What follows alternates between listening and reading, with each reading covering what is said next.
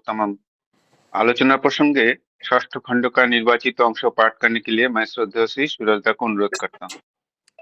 जय गुरु। आलोचना प्रसंग षष्ठ खंड, डेट 9th December 1945, पेज 166-167। সিসি ঠাকুর স্পেন্সারদার দিকে চেয়ে সহাস্যে বললেন, বাইবেলের মতো বইয়ের প্রভাব ছড়িয়ে পড়েছে বলে যে ওয়েস্টার্ন কান্ট্রিজ, পাশ্চাত্য দেশগুলি কত উপকৃত হয়েছে তার অবধি নেই। सीसी ठाकुर स्पेंसरदा की तरफ देखकर हंसते हुए कहने लगे, बाइबल के जैसे किताबें के वजह से इतना प्रभाव फैल चुका है कि वेस्टर्न कंट्रीज यानी कि पाश्चात्य देशों में कितने उपकार हुआ है उसकी कोई गिनती नहीं है। মিশনারি ধর্মযাজকদের যদি ধর্মান্তরিত করার বুদ্ধি না থাকতো, তাহলে আমাদের দেশের লোক লর্ড ক্রাইস্ট, প্রভু যিশু ও বাইবেলকে আরো অন্তরের সঙ্গে গ্রহণ করতে পারত। मिशनरी यानी कि धर्म याजक अगर धर्मांतरित करने की बुद्धि न रखते, तो हमारे देश में लोग लॉर्ड क्राइस्ट यानी कि प्रभु यीशु और बाइबल को और भी अंतरता के साथ ग्रहण कर पाते। समन्वय दृष्टि নিয়ে নিজেও बाइबल पढ़বে, অন্যকেও পড়াবে।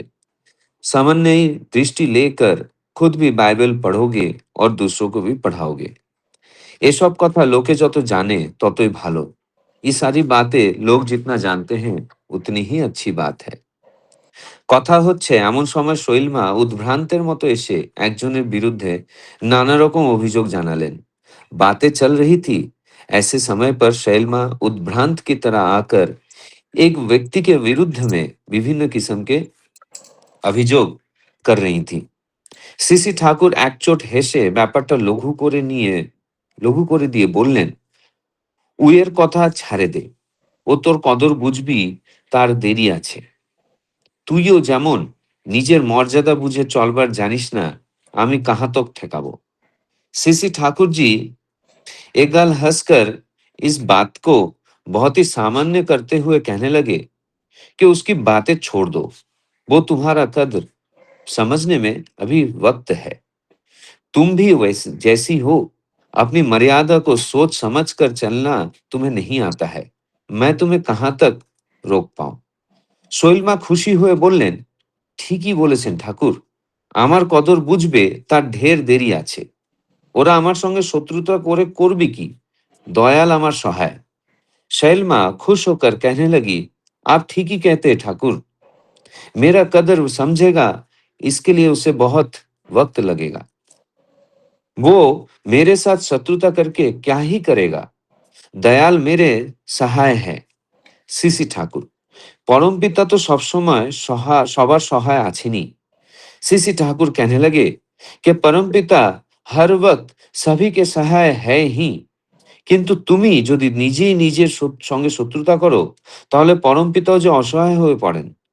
लेकिन तुम खुद ही अगर खुद के साथ शत्रुता करते हो, तो परमपिता भी असहाय हो पड़ते हैं। ইন্দুদা, বাইরে বিশেষ কোনো সমস্যার উদয় হলে তখন তো আপনাকে পাই না, তখন কি করব?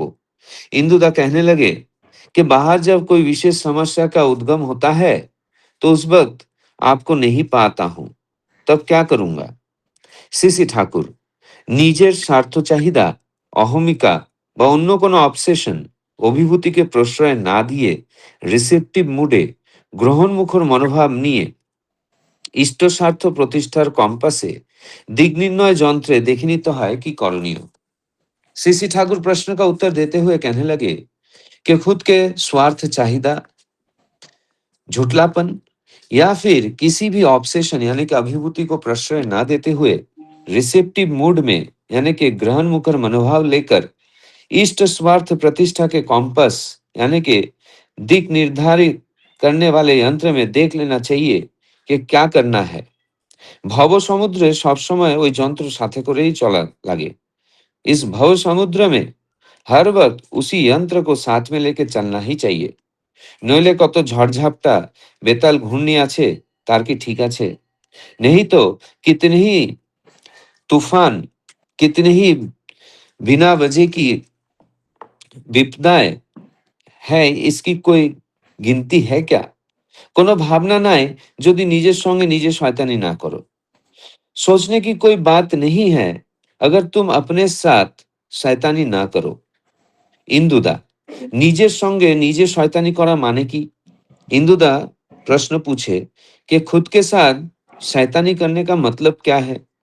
সিসি ঠাকুর, জেনে শুনে প্রবৃত্তির পথে চলছো, অথচ নিজেকে ও লোককে যদি এই বলে বিভ্রান্ত করতে চাও যে ইষ্ট স্বার্থ প্রতিষ্ঠার জন্য এইভাবে চলছো, তাহলে সেইটাকে বলা যায় নিজের সঙ্গে নিজে শয়তানি করা। सीसी ठाकुर जी प्रश्न का उत्तर देते हुए कहने लगे कि जानबूझकर प्रवृत्ति के पथ पे चल रहे हो, लेकिन खुद को और दूसरों को अगर ये कह के विभ्रांत करना चाहते हो कि इष्ट स्वार्थ और प्रतिष्ठा के लिए ही ऐसा चल रहे हो, तो उसी को कहा जाता है खुद के साथ खुद शैतानी करना। ওইভাবে চলতে চলতে ইনসিনসিয়ারিটি কপটতা শিকড় গেড়ে বসে। उस तरह चलते चलते इनसिंसियरिटी यानी कि कपटता जड़ बनाकर बैठता है। মানুষ নিজেকে নিজে চিনতে পারে না। মনুষ্য खुद को ही खुद से नहीं पहचान पाता है। চিনলে তবে তো শুধরাবে। अगर पहचानेगा तभी तो सुधर पाएगा। যারা উইকনেস, দুর্বলতাকে উইকনেস, দুর্বলতা বলে জানে, বোঝে, অস্বীকার করে, তাদের বরং পার আছে।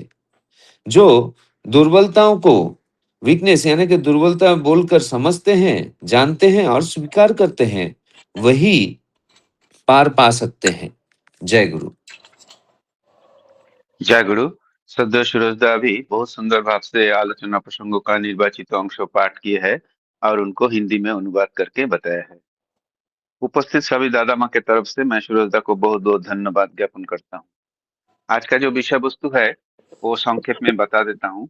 इसका 4 पैराग्राफ है। पहला पैराग्राफ ऐसा है, इस प्रसंग में श्री ठाकुर जी कहते हैं कि बाइबल जैसे किताब के वजह से ही पाश्चात्य देश बहुत उपकृत हुआ है।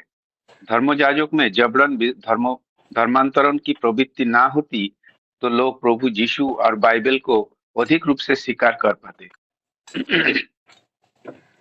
ज्ञान और समन्वय का दृष्टि से धर्मग्रंथों को पढ़ना समाज के लिए हितकारी है। दूसरा पैराग्राफ, अन्य एक प्रसंग में श्री ठाकुर जी शैलोमा को समझाते हैं कि दूसरों को बातों में विचलित ना होकर अपनी मर्यादा और मूल्यों को पहचानना जरूरी है। परमपिता हमेशा सबका सहायता करते हैं। जब कोई अपने साथ शत्रुता करते हैं तब परमपिता असहाय हो जाते हैं। तीसरा पैराग्राफ, आगे श्री ठाकुर जी बताते हैं कि कठिन परिस्थितियों में निर्णय लेते समय स्वार्थ, अहंकार और आसक्ति से मुक्त होकर ग्रहणशील मन से इष्ट स्वार्थ प्रतिष्ठा को दिशा निर्देशक बनाना चाहिए। जीवन सागर में अनेक भ्रम और भटकाव है, जिनसे बचने के लिए ये विवेक आवश्यक है। और लास्ट पैराग्राफ, अंत में श्री ठाकुर जी कहते हैं, जानबूझकर प्रवृत्तियों के मार्ग पर चलते हुए उसे इष्ट के नाम पर सही ठहराना वो अपने साथ शैतानी कहता है। इससे कपटता बढ़ती है और आत्म पहचान खो जाती है। जो व्यक्ति अपने दुर्बलता को ईमानदारी से स्वीकार कर लेते हैं, उसके सुधार और उद्धार का संभावना बनी रहती है। यह है आज का विषय वस्तु। अभी मैं इस विषय वस्तु पर आलोचना करने के लिए श्रद्धेय श्री सूरजदा को अनुरोध करूंगा 10 मिनट आलोचना करने के लिए। जय गुरु सूरजदा। जय गुरु। स्पेंसर दा को जब ठाकुर जी बोल रहे हैं कि बाइबल का जो प्रभाव है, वो जो विदेशी देश हैं, वहाँ पे कितना उपकार किया है, उसका कोई लेखा-जोखा नहीं है। हम भी इस बात को देख पाते हैं कि जीसस क्राइस्ट मतलब बाइबल जब पढ़ते हैं कोई, तो बहुत सारे जगह पे मतलब मेरा ये पर्सनल उपलब्धि है या फिर मैं मेरा पर्सनल एक्सपीरियंस से बोल रहा हूँ कि जब मैं बाइबल पढ़ा था, मुझे बहुत सारे जगह पे मतलब ठाकुर जी के जैसा एक रिलेवेंस मुझे महसूस हुआ था। ये जो ठाकुर जी का रिलेवेंस मैं इसलिए बोल रहा हूँ क्योंकि किसी का माइक ऑन है। किसी का अगर माइक ऑन है तो बंद कर दीजिए। Okay okay सत्यदा।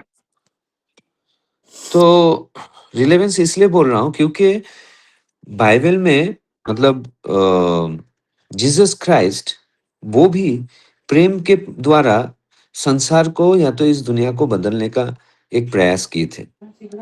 वे कभी भी किसी को भी शत्रुता या तो किसी भी तरीके के वायलेंस लेकर कभी भी वो नहीं चले थे। प्रेम का एक प्रेम का जो एक प्रतीक है, वो जीसस क्राइस्ट के जीवनी से उपलब्धि किया जाता है। ठीक उसी तरीके से ठाकुर जी के जीवन में भी अगर हम देखेंगे, तो वो प्रेम का साकार मूर्ति बनकर आए हैं। तो ठाकुर जी जब बोले कि कन्वर्जन जो करने की जो बुद्धि एक आ गई लोगों के दिमाग में, जो धर्म याजक थे, तभी मतलब जीसस क्राइस्ट और बाइबल का जो एक वैल्यू या तो उसे जिस तरीके से लोग देखते थे, वो धीरे-धीरे लोगों के दिल को उतना प्रभाव नहीं विस्तार कर पाया इंडिया में। क्योंकि खास करके जो पिछड़े जनजाति है, उसमें ये धर्मांतरण का बहुत ज़्यादा प्रभाव दिखाई दिया। सुविधाओं के बदले लोगों को धर्मांतरित करने का एक प्रचार किया गया था। तो जब हम व्यक्ति विशेष होकर या फिर स्वार्थीपना के वजह से हम जब धर्म को फॉलो करते हैं, तो उस धर्म का मर्यादा नहीं रहता है। तो मुझे व्यक्ति विशेष होकर या मेरे स्वार्थ या किसी के स्वार्थ को रक्षा करने के लिए अगर मैं धर्म को उस तरीके से अगर मान के चलता हूँ, तो इससे उस धर्म का मर्यादा कम हो जाता है। क्योंकि हम उस धर्म के जो वैल्यूज़ हैं, उस वैल्यूज़ को हम कैरी नहीं कर पाते हैं। कोई भी धर्म अपने आप में बहुत बड़ा होता है, क्योंकि जो मान्यताएँ हैं, उसका कुछ ना कुछ एक जीवनीय रीज़न है कि ये करने से जीवन में ये जो विवर्तन है, वो होगा। लेकिन जब हम हमारे स्वार्थ के वजह से उन बातों को तोड़-मरोड़ कर हम हमारे जीवन में जब अप्लाई करते हैं, तो उस जो क्षुद्र जो बुद्धि है, उस वजह से धर्म जो है, वो अपमानित होता है। तो ठाकुर जी कितना सुंदर तरीके से स्पेंसर दा को ये एडवाइस दे रहे हैं कि समन्वयी दृष्टि लेकर खुद भी बाइबल पढ़ना और दूसरों को भी पढ़ाना। ये बहुत ज़रूरी होता है। नहीं तो जो अच्छी बातें हैं, वो हम कभी भी जान नहीं पाएँगे और कभी हमारे जीवन में अप्लाई नहीं कर पाएँगे। दूसरा प्रसंग में शैलमा जो एकदम अस्त-व्यस्त होकर आती हैं, एक व्यक्ति के बारे में जो कंप्लेन करती हैं, ठाकुर जी बिना विचलित हुए उस परिस्थिति को कितने सुंदर तरीके से वो हैंडल किए कि उनको कहने लगे कि तुम उनकी बातों को छोड़ दो, तुम्हारे कद्र को नहीं समझ पाएँगे इतना जल्दी। और तुम भी ऐसी हो कि तुम अपने मर्यादा को समझकर चलना नहीं जानते हो, तो मैं कहाँ तक तुम्हें रोक पाऊँ? यहाँ पे एक बहुत सुंदर एक मैसेज मेरे हिसाब से ठाकुर जी दे रहे हैं कि हमेशा अपने अपने आप को जानना ज़रूरी है। बहुत सारी ऐसी जगहें होती हैं जहाँ पे मैं अगर कुछ प्रस्तावना रखता हूँ, तो शायद से सामने वाला उस चीज़ को समझने के लायक ही ना हो और वो बिना वजह मुझसे बहस करने लगे। ऐसी अवस्था में अगर वो इंसान उस बात को समझने के पर्याप्त बुद्धि विवेचना में नहीं है, तो उस बात को उस इंसान के साथ ना करना ही अच्छी बात है। क्योंकि अगर मुझे मेरा लेवल पता है कि मैं कितना जानता हूँ और कितना नहीं जानता हूँ, तो उसी से मुझे समझ में आएगा कि मुझे किसके सामने किस बातों को रखना है और किस बातों को नहीं रखना है। कल का एक घटना मैं यहाँ पे उल्लेख करना चाहूँगा। कल मैं प्रिंसिपल के केबिन में बैठा था। तो अचानक से एक पेरेंट और उसके फैमिली चिल्ला-चिल्ली करते हुए प्रिंसिपल रूम में घुस गए। बात जो है बहुत ही छोटा बात था, लेकिन उसको इस तरह से प्रेज़ेंट किया गया कि मानो कि काफ़ी हद तक कुछ बहुत बड़ा कुछ नुकसान हो गया। लेकिन उस वक़्त मैंने प्रिंसिपल सर का एक बहुत ही सुंदर जो व्यवहार है वो देखने को मिला कि सामने वाला इतना ज़ोर-ज़ोर से चिल्ला-चिल्ला के बात कर रहा है, लेकिन प्रिंसिपल अपने जगह पे बैठकर शांतता के साथ उस इंसान को जवाब दे रहे हैं। वो भी मुस्कुराते हुए। धीरे-धीरे उस इंसान का जो टोन है, धीरे-धीरे कम होने लगा और एक समय पर वो इंसान साधारण तरीके से व्यवहार करने लगा। तो इसका मतलब ये है कि मुझे ये समझना चाहिए कि कहाँ पे किस तरह मुझे किसी भी समय, परिस्थिति या तो व्यक्ति के हिसाब से मुझे किस तरह से उस चीज़ों को हैंडल करना है। तो सहील माँ इस बात को सुनकर खुश हो गए और वो बोले कि अगर वो मेरे साथ शत्रुता करेंगे तो क्या ही कर पाएँगे, दयाल मेरे साथ है। यहाँ पे सहील माँ का ठाकुर जी के प्रति जो विश्वास है, जो आस्था है, वो दर्शा रहा है कि उन्हें कोई बात की डर नहीं, फ़िक्र नहीं, क्योंकि उन्हें पता है कि दयाल मेरे साथ है। ये सेम भावना जो है, ये हमारे अंदर भी तब बहुत ही प्रगाढ़ रूप से मेरे अंदर बैठ सकता है जब मैं ठाकुर जी का होने का कोशिश करना शुरू करता हूँ। तब मुझे ऐसा हर वक़्त प्रतीत होता है कि ठाकुर मेरे साथ हैं। बुरा भी हो रहा है तो ठाकुर जी देख रहे हैं और वो मेरे साथ अंततः अंतिम समय तक बुरा होने नहीं देंगे। ये विश्वास अगर मन में रहे तो हमारे जीवन से जो एक चिंता है, वरीनेस है, वो खत्म हो जाता है। आगे ठाकुर जी कितना सुंदर बात बोल रहे हैं कि अगर तुम खुद ही खुद से अगर शत्रुता करते हो तो परमपिता असहाय हो जाते हैं।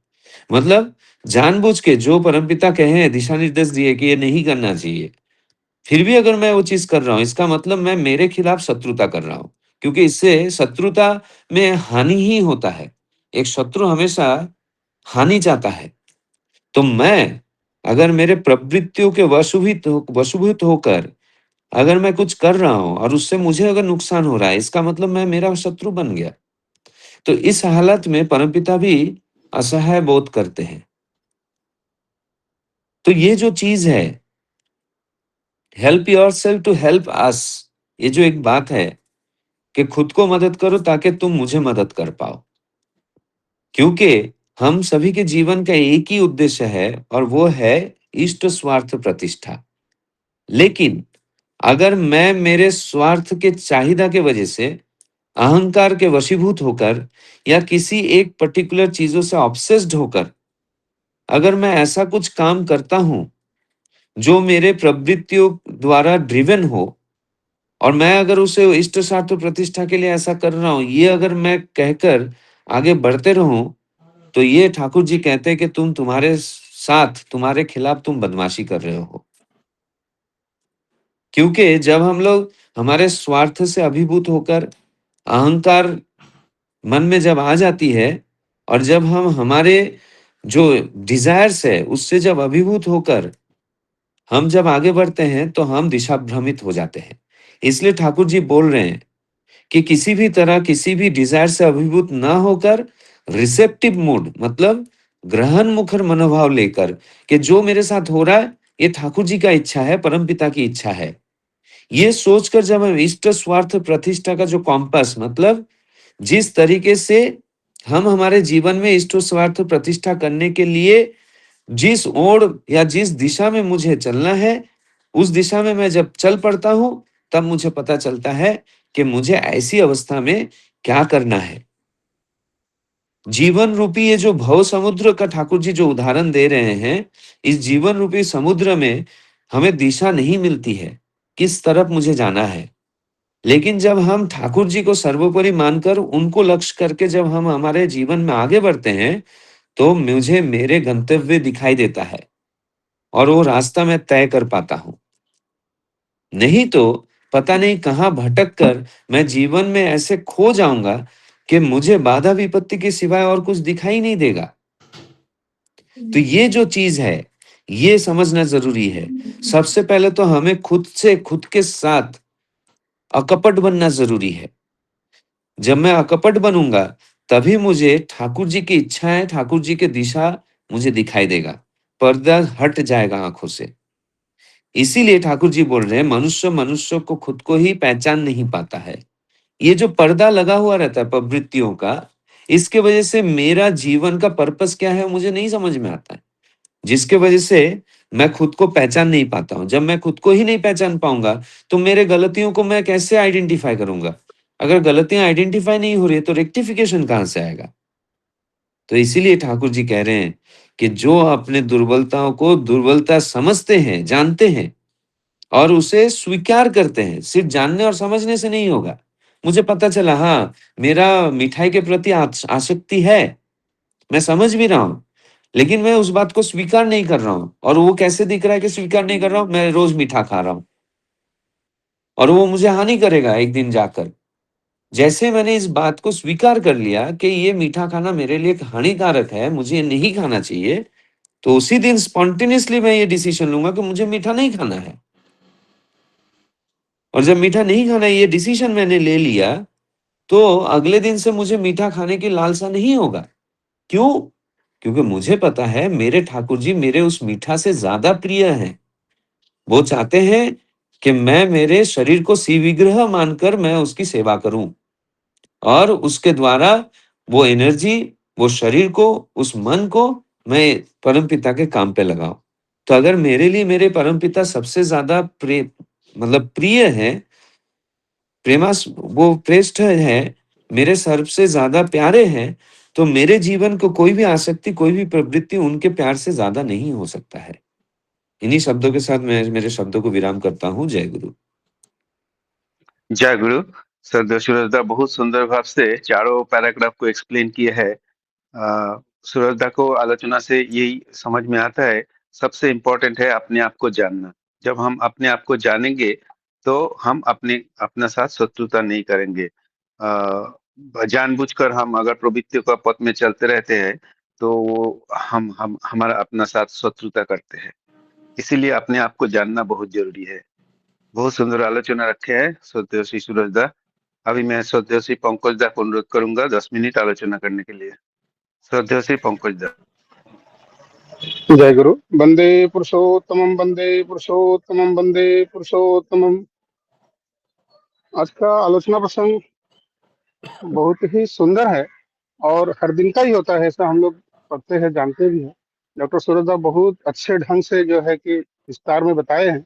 मैं भी कोशिश करता हूँ कि थोड़ा सा बताने की। तो यहाँ पे जो एक प्रसंग आता है, ठाकुर जी मुस्कुराते हुए स्पेंसर को देखकर कहते हैं कि बाइबल जैसे ग्रंथ के प्रभाव से पश्चिमी वेस्टर्न कंट्री में बहुत लाभ हुआ है।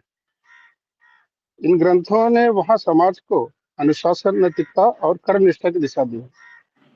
तो अच्छी बात है, लेकिन दिया तो है, लेकिन कुछ कुछ जो अपने स्वार्थ बस इसको दूसरे के साथ कैसे व्यवहार करना चाहिए, करना जो नहीं करते हैं, तो वहाँ पे डिविएशन है।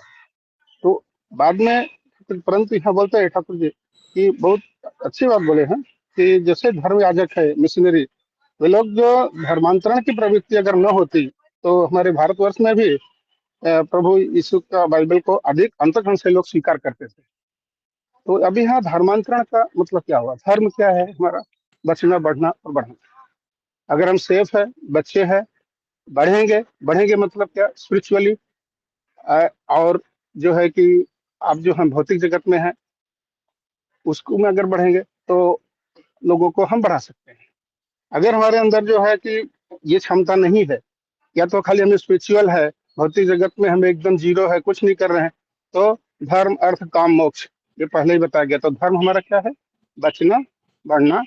अर्थ क्या है? यहाँ अर्थ जो है हमारा, ज्यादातर लोग पैसे से देखते हैं, अर्थशास्त्र इसीलिए बना है, पैसे से ही देखा जाता है। तो जब हमारे पास पैसा है तो सबका साधन वहां से हमको मिल जाता है। वो साधन को जुटाने के लिए हमको अर्थ अर्जन करना पड़ता है, और उसके बहुत सारे तरीके हैं। लोग इसलिए लोग पढ़ाई करते हैं, डॉक्टर है, इंजीनियर है, जैसे कि सीए है, ये बन के लोग अपना अपना जो है अर्थोपार्जन करते हैं। बट अर्थोपार्जन करने का मतलब ये नहीं है तो सब मेरा ही है। इसमें एक मुझे दोहा याद आता है, वृक्ष कबहु ने फल रखे, नदी ने संचय नीर, परमार्थ के कारणे साधुन धरा शरीर। तो वृक्ष जो होता है, पेड़ जो होता है, अपना फल कभी नहीं खाता। नदी जो होता है अपना पानी नहीं पीता, नदी अपना पानी संचय नहीं करके रखता। और परमार्थ मतलब दूसरों को स्वार्थ के लिए, दूसरों के अर्थ के लिए, साधु जो सज्जन लोग होते हैं, जो हमेशा सत्य मार्ग में चलते हैं, उनका शरीर पकड़ते हैं। तो या तो कोई बाइबर्थ होता है या उनको बनना पड़ता है।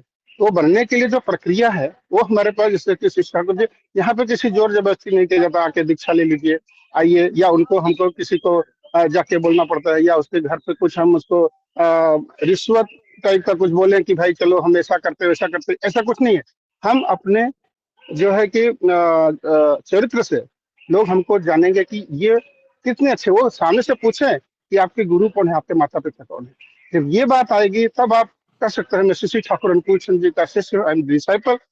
तभी हमको एक अंदर से एक उत्साह आएगा कि हम जो है थोड़ा बहुत कुछ काम कर रहे हैं। सामने से पूछना चाहिए हमको, हमारे कर्म से लोग जाने हमको। तो यही ठाकुर जी बताना चाहते हैं, बचना बढ़ना। और धर्म तो यहाँ तक कितने हो सकते हैं, हिंदू धर्म जैसे अनेक धर्म है, यहाँ तक ये सब जो है संप्रदाय है। यहाँ तक जितने मत है उतने धर्म हो सकते हैं। कल को कोई भी एक बड़ा होगा समाज में, वो अपने अपने हिसाब से एक धर्म बना देगा, बोलेगा ये चल, वो सब संप्रदाय है। धर्म तो एक ही है जो कि बचना बढ़ना और बढ़ाना। तो उसमें हम लोग कैसे बचेंगे, कैसे बढ़ेंगे, कैसे बढ़ाएंगे। समझो हम अपना बढ़ने की कोशिश कर रहे हैं, लेकिन क्या हमारा जो सराउंडिंग है, पारिपार्श्विक है, वो लोग बढ़ रहे हैं। हम तो बहुत मिलीनियर सब हेनरी फोर्ड नहीं तो हो जाएंगे, सब तो बिल गेट्स नहीं हो जाएंगे, लेकिन जिस स्थिति में है उस स्थिति में हमें जीने की एक भावना जब रहेगी। इसलिए ठाकुर जी जो सुबह सर्वाग्र प्रातः ही जगत पते, तो सुबह सुबह ही जो स्थिति की जो हमको आदत डाल रहे हैं, धीरे धीरे हम लोग, कोई कोई मैकेनिकल करता है, अभी धीरे धीरे धीरे धीरे प्रेम बढ़ेगा। जैसा ही प्रेम का विस्तार होगा तो लोगों को अपना मानने लगे। वसुधैव कुटुंबकम सर्वधर्म समेकम। तो वसुधैव कुटुंबकम की भावना है कि सभी धर्म एक ही है, ऐसा मान के जब हम चलेंगे तो हमारा कुछ थोड़ा बहुत जो है कि ठाकुर जी की बातों को हम मान के रास्ते पे चल रहे हैं। तो यहाँ इसका मतलब है धर्म पे यहाँ ठाकुर जी किसी का टीका टिप्पणी नहीं किए हैं, कुछ नहीं किए हैं। खाली यही बोले हैं कि अगर यहाँ पे धर्मांतर नहीं होता, कोई जोर जबरदस्ती नहीं किया जाती, तो लोग बहुत अच्छे ढंग से बाइबल को पढ़ते थे और पढ़ना भी चाहते थे। और इसी बीच में प्रसंग आता है, फिर सलमा बहुत व्याकुल होकर दौड़ी दौड़ी आती है और किसी के विपरीत जो है कुछ आरोप लगाती है। तब ठाकुर जी उसमें कहते हैं अपने ही जीवन में ऐसे कुछ क्षण से गुजरते हैं जब हमें लगता है कि हमारे साथ अन्याय हो रहा है। ऐसा सबको लगता है, क्योंकि अगर दूसरे के साथ अन्याय हो उसको हमको नहीं पता चलता, हमारा दर्द हमको जल्दी मालूम पड़ जाता है। तो ऐसा लोग आके शिकायत करना कोशिश करते हैं। तो ठाकुर जी यहाँ अत्यंत करुणा के साथ जो है हंस की बात को ऐसा हल्का करके हंसते हुए कहते हैं, उसकी बात छोड़ दो, वह तुम्हारा मूल्य नहीं समझेगा। व्हाट इज योर वैल्यू, आप तो बहुत बड़े हैं। ऐसा उनको एक बड़ा ही दिया ठाकुर जी, पर उसमें अभी बहुत देर है, थोड़ा टाइम है और आपको प्रैक्टिस करने की जरूरत है। तुम भी कुछ कम नहीं हो। ठाकुर जी वहीं पे उनको भी थोड़ा सा बोले कि कुछ कम नहीं हो, अपनी मर्यादा को समझना चाहिए। एक बाउंड्रीज होती है। अभी जो हस्बैंड वाइफ हो, चाहे कलीग्स हो, चाहे जो भी हो, चाहे हम सत्संगी हो, हमारी एक बाउंड्री, हमको कितना मिक्सअप होना है उतना मिक्सअप होना चाहिए। ऐसा ठाकुर जी मुझे लगता है यहाँ संदेश दिया है। मर्यादा को समझकर ही चलना बहुत जरूरी है। और तब वो क्या बोलते हैं कि दूसरे का ठाकुर जी यहाँ बोलते हैं मूल्यांकन छोड़ दो। सैलमा पसंद होकर खुश होकर बोलती है कि वे लोग मेरा क्या बिगाड़ लेंगे, दयाल प्रभु तो हमारे साथ है, हमारी सहायता करेंगे। तो ये जो बात होती है, जैसे हमको दीक्षा होता है द मोमेंट, मेरा भी ऐसा थॉट प्रोसेस था। मैं और मैं बोलना चाहता हूँ कि मैंने दीक्षा लिया तो मेरा क्या बिगड़ सकता है, मेरा कुछ नहीं होगा। लेकिन एक्चुअल काम अगर हम नहीं करेंगे, खाली दीक्षा लेने से तो ठाकुर जी बोले विद्यालय में अगर एडमिशन ले लेते तो विद्यार्थी नहीं होगा, वैसा पढ़ना पड़ेगा, आपको इसे मेहनत करनी पड़ेगी। तो अगर मैं वैसा नहीं किया, खाली हम नाम ध्यान करते रहेंगे, सब कुछ करते रहेंगे, स्पिरिचुअलिटी में ही रहेंगे और हमारा भौतिक जगत में अगर कुछ नहीं करेंगे तो हमारा वर्धन कैसा होगा, लोग को कैसे लेके चलेंगे ये साथ में। ये यहाँ पे बहुत जरूरी है कि हमको दोनों को सर्वांगीण विकास होना चाहिए। कोई कोई एक ही काम करता रहता है, उसमें ही निपुण रहता है, वही करता रहता है, फिर उसको दूसरे की जरूरत पड़ती है, तो वो सपोर्टिव चाहिए उनको। इसके लिए जो है ठाकुर जी यहाँ स्पष्ट कर दिए हैं कि इंदुदा फिर आते हैं, वहाँ पूछते हैं, व्यवहारिक प्रश्न करते हैं, जब कोई बड़ी समस्या आ जाती है तो आप हमारे स्वास्थ्य नहीं होते हैं तो हमें क्या करना चाहिए। तो उसका बहुत सटीक उत्तर है कि अपने स्वार्थ और अहंकार या किसी प्रकार की आसक्ति को बढ़ावा दिए बिना यह ग्रहणशील मन स्थिति में इष्ट स्वार्थ प्रतिष्ठा के दिशा निर्धारक को देखकर यह तय करो कि क्या करना है। जब ठाकुर जी नहीं है, ऐसा एक मुझे कथा याद आती है। दादा आए थे, फॉरेन से ही आए थे, तो उन्होंने ठाकुर जी को बोला, ठाकुर जी फॉरेन में बहुत ज्यादा प्रॉब्लम है, वेस्टर्न कंट्री में, आप मेरे साथ आइए। तो ठाकुर जी बोले you call me I will come. तो वो बोले कि ठाकुर जी वहाँ तो लोग एरोप्लेन से जाते हैं, लोग सब जो है जाके वहाँ करते हैं, आप कैसे पहुंच पाएंगे। तो वहाँ पे क्या बोलते हैं कि आप चलिए, आप मुझे you call I will come. तो फिर ऐसा ही एक प्रसंग आया एक जगह, सब जो है कि जो कॉन्फ्रेंस में वो खड़े थे, कुछ बात कर रहे थे, तो ऑल ऑफ सडन एक लेडी जो है वो गिर जाती है। जैसे ही गिर जाती है तो उनको ठाकुर जी की बात याद आती है, वो बैठ के उनका उंगलियां हाथ पकड़ के नाम ध्यान करना शुरू कर देते हैं। तो नाम ध्यान करते ही उनको अंदर चेतना में कोई एक आते हैं संत, और जो है कि पानी का गिलास देते हैं, और पानी का गिलास देके चले जाते हो, पानी पीते हो, और ऑल ऑफ सडन वो उनको चेतना आ जाती है, उठ जाते हैं। तो बोलती हो किधर गए, वो किधर गए, तो पूछ रही है क्योंकि वो तो जानती नहीं थी। तो फिर उन्होंने ठाकुर जी का श्री विग्रह लिए थे, दिखाए और बोले कि यही थे। बोला हाँ यही आए थे स्वप्न में, माँ उठो करके ऐसा बोले। तो कहने का मतलब साउंड, साउंड इज एनर्जी। अगर आप उनको पुकार रहे हैं, तो ऐसा ही गज ग्राह का जो हुआ था, उनको कुछ नहीं मारा था, वो तो पशु था। जब भी उनको मगरमच्छ ने पकड़ लिया हाथी को, तभी पूर्व जन्म में जो उन्होंने साधना किया था उसके याद करके उन्होंने बोला प्रभु मैं जितना से आप मेरी सहायता कीजिए। तो विष्णु भगवान जाके जो है सुदर्शन चक्र से जो है कि मगरमच्छ का गला से उनको बचाए थे। तो कहने का मतलब है कि जैसा हमारा भाव रहेगा, जिस भाव भंग से हम उनको पूजेंगे, उसी से हमारे सामने प्रकट हो जाएंगे। अगर हमारे अंदर अहंकार रहेगा तो वही दिखेंगे। तो हमारा वास्तु तथास्तु का जैसे बोलते हैं ना, द वे यू से you will come, Karma always comes back. तो कर्म जैसा हम करेंगे वो आपके पास आएगा ही, चाहे अच्छा हो चाहे बुरा हो। तो अच्छा और बुरा कर्म का निर्धारण कौन करता है? हमारी बुद्धि करती है। और बुद्धि जो है कॉन्शियस में, अभी मैं कॉन्शियस में हूँ, तो मैं कॉन्शियस जब मैं हूँ, बीटा स्टेट में हूँ, तो हमारे यहाँ जो कॉन्शियसनेस है उस वक्त हम कितना चीज को मेमोराइज कर लेता हूँ। मेमोराइज करने के लिए हमारे को एकदम चिंता रहित होना पड़ेगा, हमारे दिमाग एकदम क्लीन रहना पड़ेगा। जैसे हम क्लास में बैठे हैं तो टीचर हमको क्या बोल रहा है, तो वो हमको कितना अच्छे से ग्रास्प कर पाएंगे। अगर हमारा चित्त लगा रहेगा तो हम कर सकते हैं। जैसे हम मूवी देखने जाते हैं तो हर एक पॉइंट, हर एक डायलॉग मुझे याद रहता है या किसी को भी याद रहता है। तो अगर वैसे ही क्लास में अगर हमको फीलिंग्स आए और हम हर एक चीज को इमीडिएट याद कर ले, तो फिर रिपीटेशन करके हम एग्जाम में अच्छा मार्क्स ले आ सकते हैं। वही ठाकुर जी की जितनी वाणी है, जैसे ही हम उसको प्रेम से और चित्त लगा के, मन लगा के अगर हम पढ़ेंगे, तो हमको धीरे धीरे धीरे धीरे बातें समझ में आने लगेंगे। और उनकी जो इच्छा है, ठाकुर जी की जो इच्छा है, अपनी इच्छा नहीं, उनकी इच्छा, सर्व समस्या का, सभी समस्या का समाधान इष्ट प्रतिष्ठा, यही है। तो ठाकुर जी बोले हैं कि तुम्हारा एक दिग्दर्शक है, एक सूची लेके चलो कि जैसा मैंने बताया है वही लेके, जो भव सागर है उस भव सागर से आप कैसे पार उतर सकते हो, वो सूची, उसका जो आपको दिया गया है उसके हिसाब से आप रास्ता देख के चलिए और सब रास्ते आपके क्लियर हो जाएंगे। तो यहाँ पे बहुत अच्छा है, भव सागर की बात कहा गया है। तो सागर जैसा होता है, समुद्र कितना शांत होता है, एक नदी कितना होता है, पानी हमेशा चलता रहता है, पानी हमेशा छल छल करता रहता है। तो कहने का मतलब हम जितना धीर गंभीर बनेंगे वो कैसे होगा, नाम ध्यान से ही होगा। तो धीर गंभीर बनेंगे तो हम बातों को सामने से जब बोलेगा तो उसको हम प्रोसेस करेंगे, ऑल ऑफ सडन रिएक्ट नहीं करेंगे, वी हैव टू रिस्पॉन्ड। तो हम जब रिस्पॉन्ड जब करने जाएंगे तब हम बातों को समझा, सुना, उसके बाद बोला। यही ठाकुर जी जैसा कि सलमा को बहुत प्यार से समझाए और बातों को कैसे अच्छे ढंग से जो है कि सिचुएशन को हैंडल कर लिए, वही हम सबको सीखना चाहिए। जैसे हम हमारे कलीग्स है, कुछ आए किसी पे कंप्लेंट करने के लिए, ऑल ऑफ सडन हमको रिएक्ट नहीं करना। मुझसे भी हो जाता है, सबसे होता है, लेकिन वी हैव टू कंट्रोल, सबको कंट्रोल करना चाहिए, मुझे भी जय गुरु सोचना चाहिए दादा। इस मामले में। जय गुरु। ठाकुर जी यहाँ पे बहुत ही अच्छा जो है बताए हैं कि हमको इष्ट स्वार्थ प्रतिष्ठा होना चाहिए, आत्म प्रतिष्ठा नहीं करना है। इतना ही बोलकर मैं वाणी को विराम देता हूँ। जय गुरु। जय गुरु। बहुत सुंदर भाव से श्रद्धेय पंकज दा आलोचना कर रहे थे। दादा ने बहुत सुंदर एग्जाम्पल दिए हैं और बहुत सुंदर श्लोक बताया है, जिससे विषय वस्तु को बहुत सुंदर भाव से व्याख्या किया जा सकता है। अभी मैं श्रद्धेय शशिकांत दादा को अनुरोध करूंगा, एक जो लास्ट में इंदु दा बोले है, निजे अपने साथ शैतानी करने का मतलब क्या है, तो इसका ऊपर थोड़ा आलोचना रखे, अपना साथ शैतानी कैसे होता है। जय गुरु दादा। जय जय गुरु। वंदे पुरुषोत्तमम, वंदे पुरुषोत्तमम, वंदे पुरुषोत्तमम।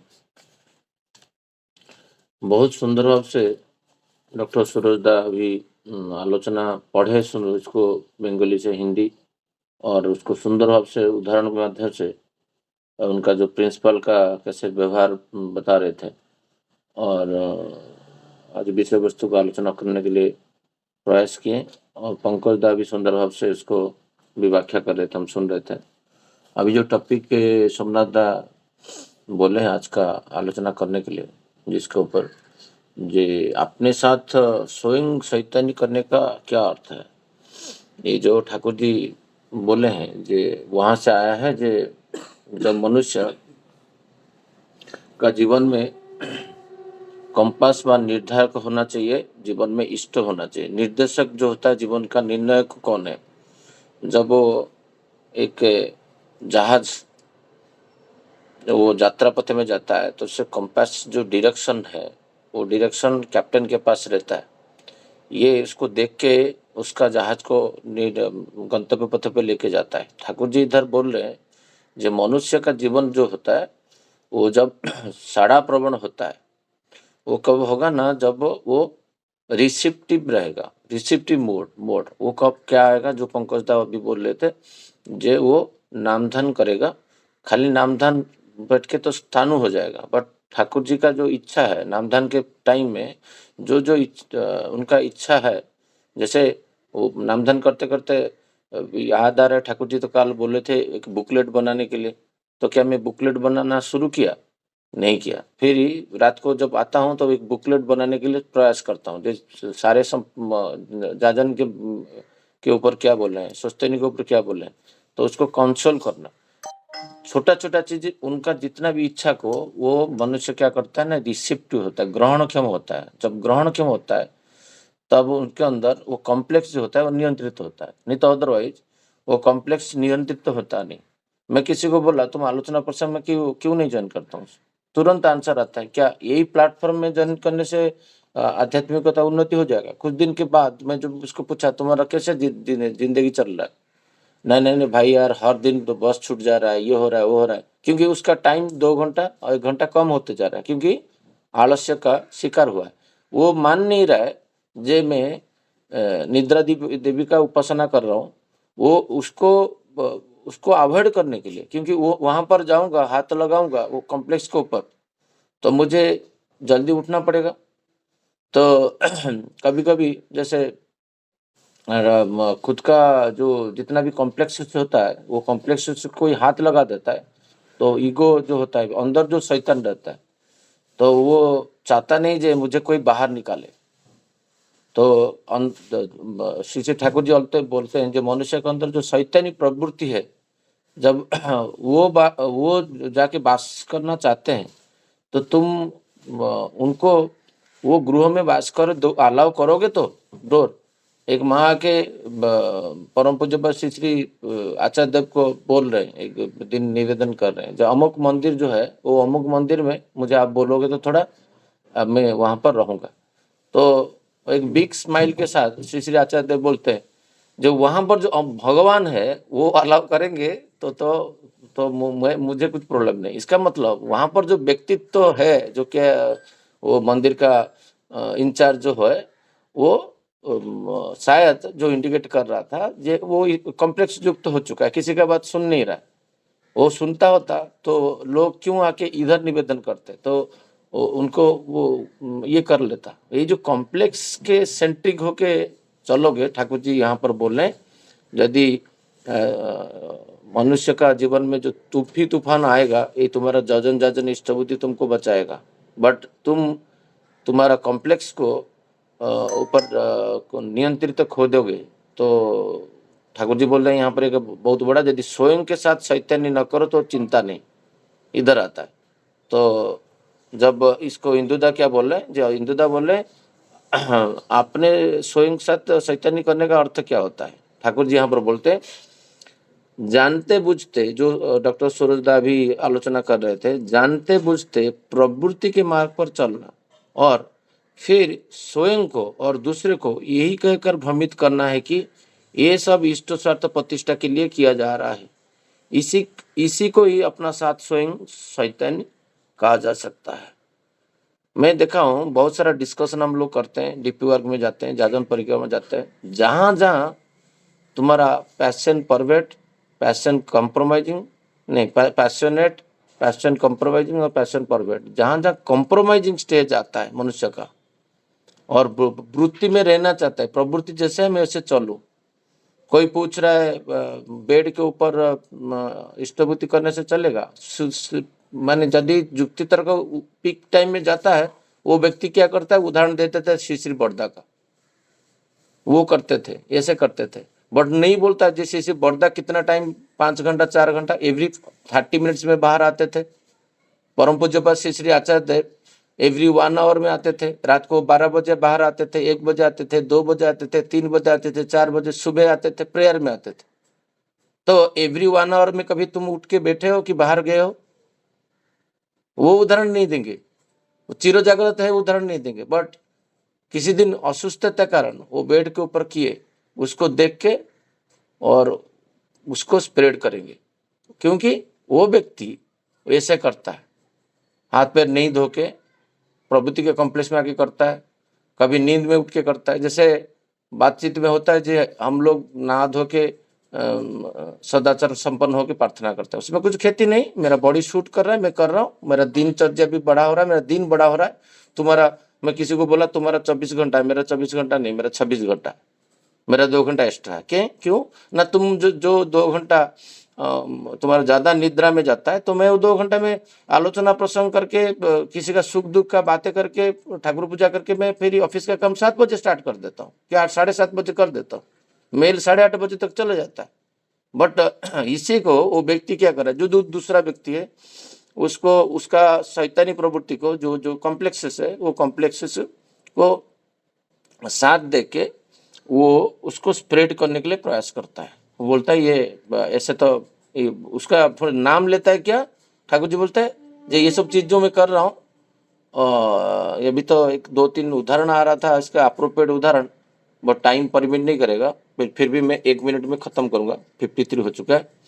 बढ़िया मजाकदार एक्चुअली बातें है, क्योंकि मनुष्य कैसे खुद का शैतान होता है, वो उदाहरण नहीं देंगे तो समझ में नहीं आएगा। तो श्री श्री ठाकुर जी इसके बाद बोल रहे हैं, इस प्रकार चलते चलते उसके अंदर क्या आता है ना, कपटता आता है, इन्फीरियरिटी भी आता है बहुत भयंकर रूप से। और वो कपटता जो होता है, छाड़े मनो कपट चतुरी, और हर दिन वो कपटता करते करते, जैसे कल बातें हो रहा था, ठाकुर जी बोल रहे जे सुस्तैनी को जो वृत्ति को, उसका जो अर्घ्य को क्रम वृद्धि पर करना, वो जो फंड है उसको बढ़ाओगे कैसे? तो कह लो तो सुना, बट उसके ऊपर कोई काम नहीं किया। क्यों नहीं किया ना? ठाकुर जी बोल रहे हैं इसके लिए उसका मूल कारण है रिसेप्टिव मोड, जे ग्रहण क्षमता। सुना एक कान में, दूसरा कान में निकाल दिया, क्योंकि ग्रहण पात्र जो होता है 5 लीटर का बकेट है, उसमें 7 लीटर का पानी हम डालेंगे तो 5 लीटर ही रहेगा, 50 लीटर हम डालेंगे तो 5 भी रहेगा, क्योंकि उसका जो धारण करने का क्षमता सीमित है। वो जो डॉक्टर सूरजदा बोल रहे थे, जब मैं कहाँ पर क्या बात बोलूँ, अभी तो 2-3 दिन पहले मुझे बोले दादा आप ये सब चीज क्यों नहीं बोल लो। मैं जिसको बोलूंगा उसका ग्रहण क्षमता नहीं है, उसका बाउंस हो जाएगा, वो बोलेगा मुझे पागल है, नहीं तो 2-4 बात सुना देगा, तो मेरा बात नहीं रहेगा। जो बातें वो समझ पाएगा, जो लैंग्वेज में ना, वो लैंग्वेज में उसको समझाना, जो लैंग्वेज में समझ पाता है। इसका मतलब नहीं है किसी को छोड़ देने का, तो वही सीखना चाहिए। जे श्री ठाकुर जी सैल को बोल रहे तुम क्या कम हो, क्यों बोले ना? वो व्यक्ति जैसा था टेढ़ा लैंग्वेज में, तो उसको उसी हिसाब से हैंडल करना होता है। मैं हर व्यक्ति को हर एक ही प्रकार में हैंडल करूं तो काम नहीं, क्यों? बट काम को जो संपादन करना, ये एक भक्त का लक्षण होता है। देही कर्म सुकौशलम, कौन सा जगह में कैसा करके शैतान, ठाकुर जी बोलते हैं ना, सारे शैतान का गुण तुम्हारे अंदर रहना चाहिए। हम लोग डिस्कशन किए थे ना, जे सारे शैतान का गुण तुम्हारा रहना चाहिए, बट तुम शैतानी मत बनो, तुम शैतानी मत बनो। शैतानी को ठीक करने के लिए शैतान गुण रहना चाहिए। तो टेक्निक ट्रिक्स, वो टेक्निक नहीं रहेगा, फिर दिक्कत होगा। बट ये शैतानी जो प्रवृत्ति तुम्हारा अंदर कोई दिखा देता है, तो उसको तुम गला लगा लेना, जी हाँ मुझे आप बता दिए, ये मैं इसके ऊपर काम करूंगा। बट उसका जब समर्थन के कोई करता है, तो उसका कभी समय मिलेगा तो उदाहरण दे दूंगा। जय गुरु सबको। जय गुरु।